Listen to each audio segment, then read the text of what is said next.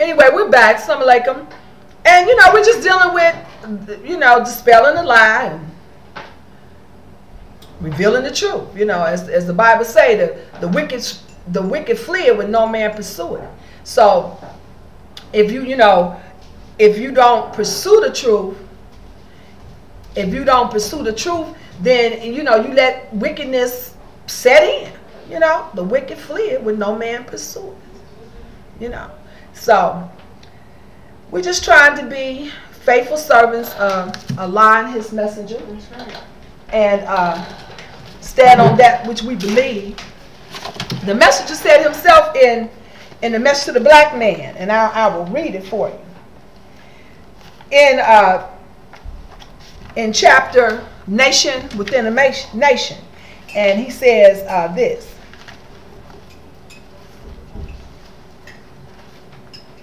He says, "Cursed be the black man or woman who loves this open enemy, the devil, and hates his own black skin and kind. May the chastisement of Allah choke you until you submit that there is no God but Allah, and that Muhammad in the wilderness of North America is his messenger." Okay, that's what the message said in the message to the black man. Then in the Quran, which I just quoted, but I will read it again. Surah 9.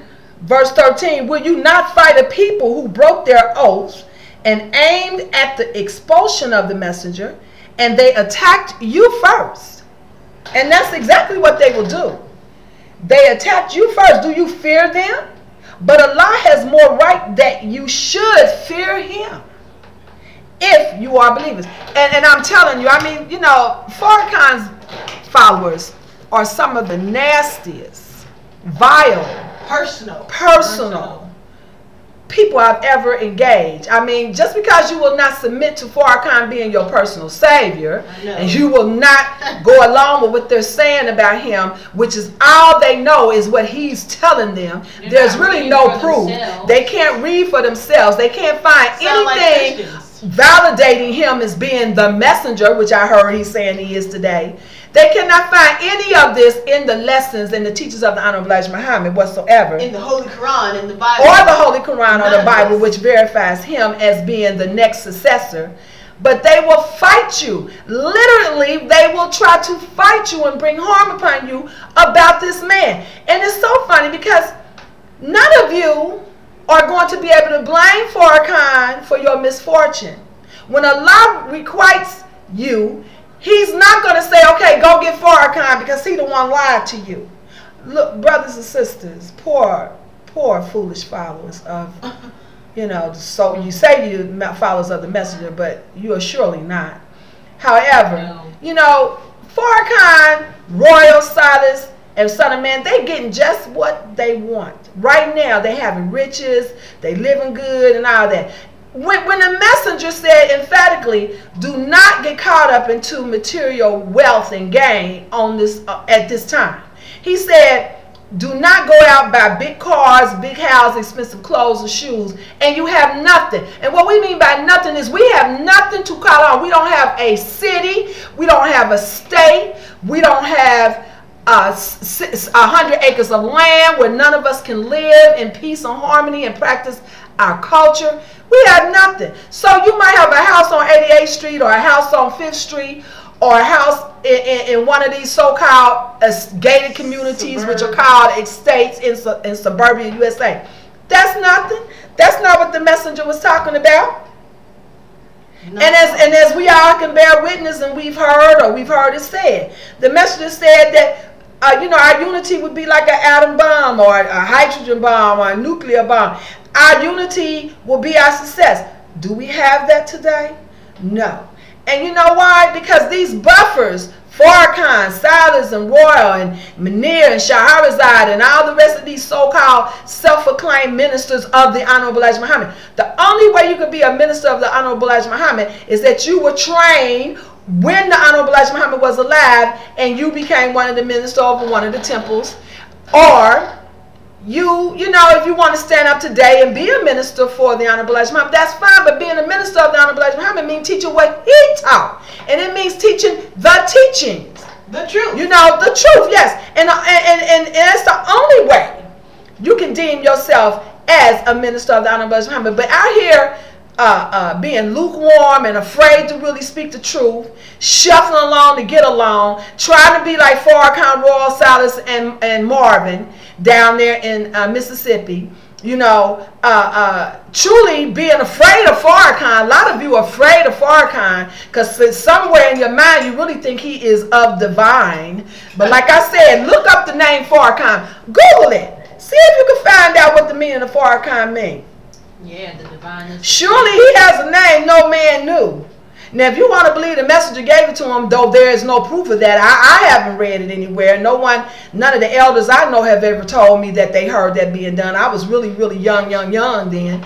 But, or if you want to believe it was a name that he chose for himself, well, again, Allah is the best. No, Allah does everything right and exact because the name really personifies who Farrakhan is. Look it up for yourself. Read the footnotes in Surah 81, 82, and 114, and then you'll see what I mean. Okay?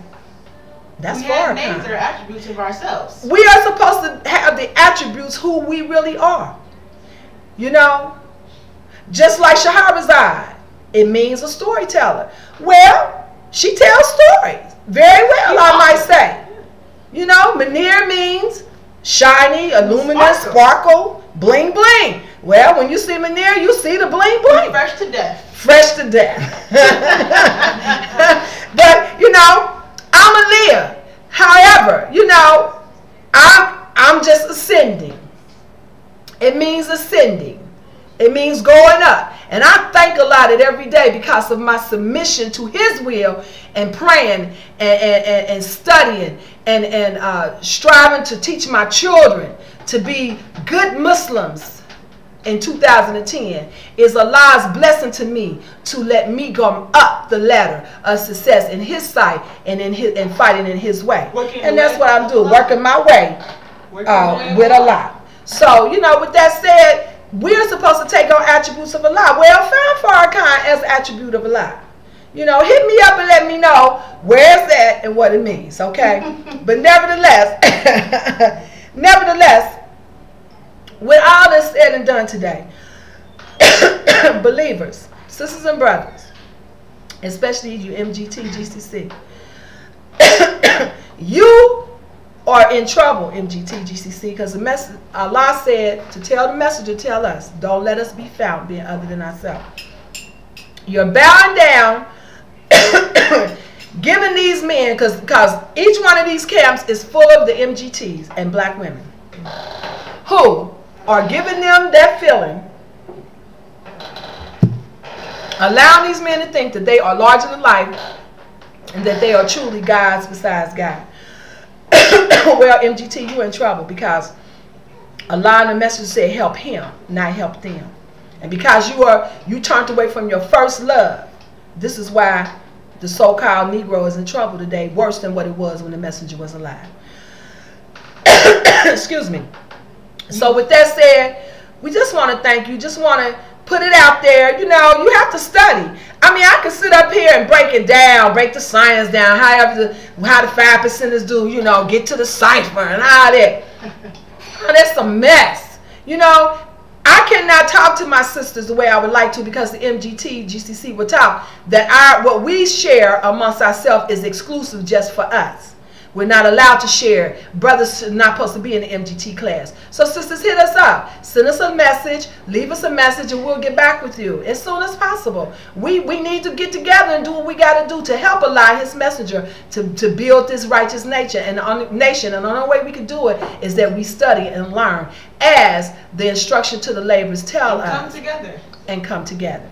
So thank you for joining us. As we said, we was going to come before you. Just want to drop a little so-called science and truth. Really is truth. Because without truth, you can have no justice. Without justice, you can have no freedom. Without freedom, you can have no peace.